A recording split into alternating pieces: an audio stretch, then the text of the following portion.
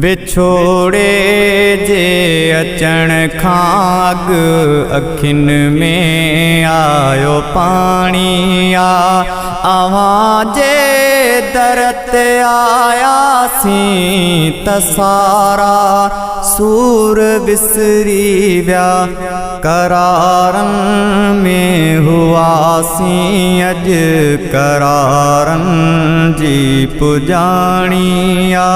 पीरी प्यारा अव्हां खां अॼु असांजी मोकलाणी आ।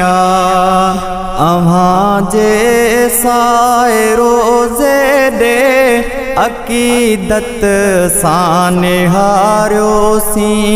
निहारींदे निहारींदे अंदर पंहिंजे खे ठारियोसीं। अवां वटि वक्त जा गुज़रियो त ॼण जन्नत में घारियोसीं। अवां खां अॼु जुदा थियूं था त पंहिंजो हाम हारियोसीं। ख़ुदा शल जल्द मोटाए इहा हसरत निमाणी आ। बिछोड़े जे अचण खां अखिन में आयो पाणी आ। अवां जे दर ते आयासीं त सारा सूर विसरी विया। करारन में हुआसीं अॼु करारन जी पुजाणी आ। पीरी प्यारा अव्हां खां अॼु असांजी मोकलाणी आ। अव्हां सां आशिकी अहिड़ी इबादत था मञो उनखे। अव्हां जी याद में तड़पण बेराहत था मञो उनखे। अव्हां वटि रब पहुचायो इनायत था मञो उनखे। अव्हां जी सिक अञा साॻी अमानत था मञो उनखे। अव्हां जे शहर जी ख़ुशबू असांजे रूह माणी आ।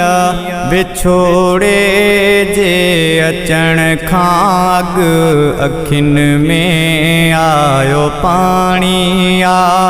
अव्हां जे दर ते आयासीं त सारा सूर विसरी विया।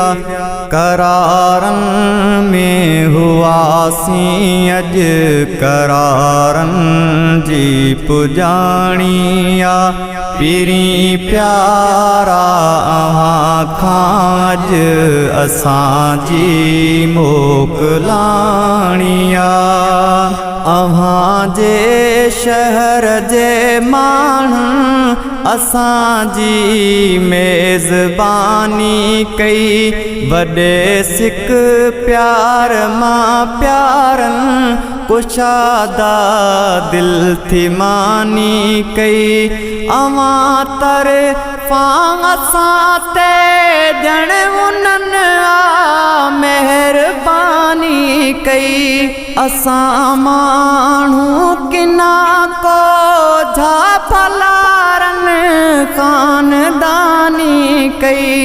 असां परदेस ते साईं उन्हनि पर कदरदानी कई।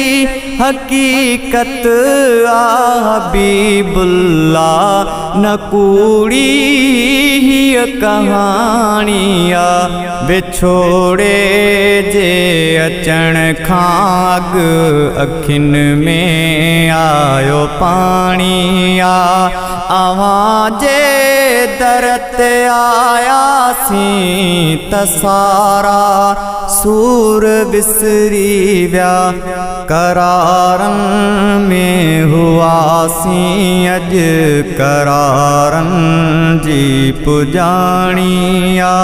पीरी प्यारा अहां खां अज असां जी मोकलाणी आ।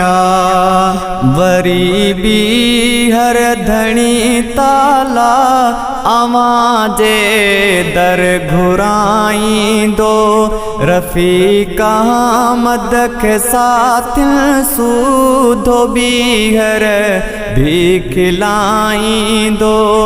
असांजी अर्ज़दारीअ खे यकीन आहे अघाईंदो।